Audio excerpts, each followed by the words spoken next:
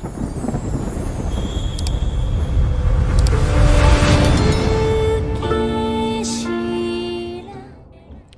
is up, you damn gorgeous and beautiful gamers? Welcome back to role-playing games. This is Mario Corner in the internet, where we like to discuss about RPGs. You like the content? If you like to have these conversations with Mario James, I would very much like to invite you, like always, please smash that like button. It really helps me like you have no idea. And also, most of the people that watches my content are in fact not subscribed to my channel, so what are you waiting for?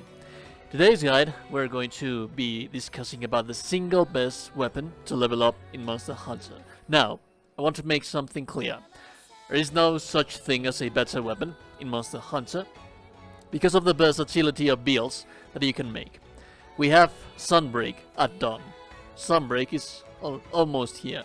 In fact, if you are watching this video, Sunbreak will probably be already, will be live, will be up. But that being the case, I believe that this guide is going to help you how to use the best weapon to level up. Maybe you are a new player, maybe you are just a veteran player that wishes to rush through the end game, because let's be real, that is everything that we love to do in this kind of games. Rush through the end game, and then through the main game, and then focus ourselves on the end game, which is where everything is at. So if you're starting, if you're a new player, what you should know is that do not worry too much about making builds, making weapons, because all you have to do is use one single weapon to level up. Now, why do I believe that this is the best tree for weapons to level up? We have different trees and different weapons, but I believe that the Nagakuga one is one of the single-handed best weapons, possible weapons, that you can use to level up. As you can see right here, we have Nagakuga 3 on several different trees, weapon trees. I'm going to be using this one because I am mainly a longsword user. I know, there's too many of us right out there, but I like to be a weave dude. Are you going to hate me for that? And if you... Anyways, I'm digressing way too much. Now, let's discuss why is this thing the single-handed best weapon to level up. Even if we are trying to get into that juicy master rank, which we will probably have new variations for our weapons, and it'll naturally, I'm guessing that it's something confirmed that it's going to be there. Anyways, and if it's not, this is also going to be useful. It's going to be a useful guide for you. Let's say that you are just starting out, for example, Monster Hunter Rise, and you are trying to get through the main story of the game. The most common mistake that people make is that they make a whole bunch of different weapons because they find new monsters, and when they find new monsters, they say, hey, this weapon looks cool, I am going to be crafting that weapon to use it, and then you find another one, and then you find another one, and then you keep going, so on and so forth. Now, the main issue with this is that some of the weapons are not going to be as efficient as a purely physical weapon. They are going to be, but at the end game. Right on the base game, if you are trying to fight a very specific monster that has a weakness to, let's say, thunder, for example, then you're probably going to fight against another beast, another monster that is going to be resistant to thunder, and you might actually want to change that for fire or ice. And be swapping your weapon, it's actually quite useful to leverage the weaknesses of the bosses, of the monsters. It is very useful, but not as you level up. Because as you level up, what you want to do is have something consistent to be fighting against every single monster out there. And this is what Nagakuga provide. Now, if we want to focus ourselves on purely physical damage, then why is this better than, for example, the Kuluyaku, which is another purely physical weapon tree?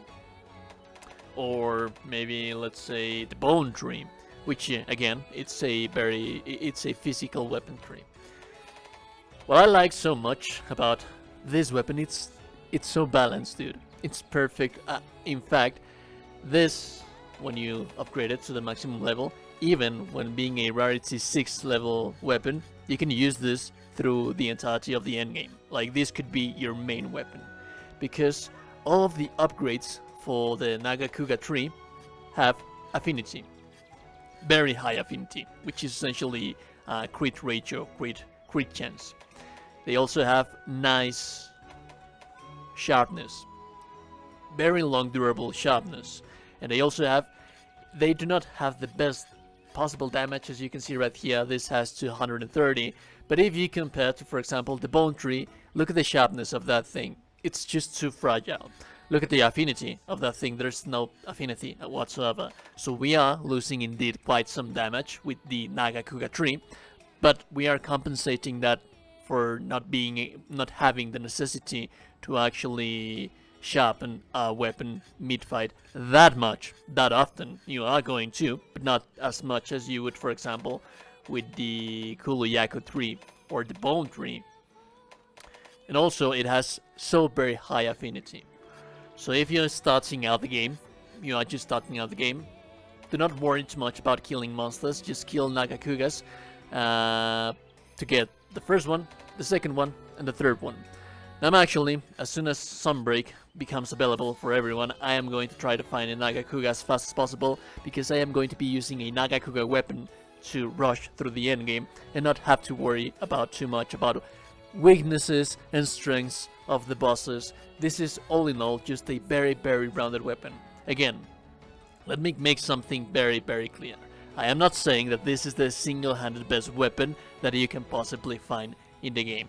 I am saying that this is what I believe to be the best weapon to level up when new ranks are added, when you are just working your character through the main game, because they are so easy to obtain, they are so versatile, they have everything, they are very rounded weapons that you can use through the entirety of the main storyline of the game, and they can carry you through the end game. Once you reach end game, you are probably going to swap it for something else.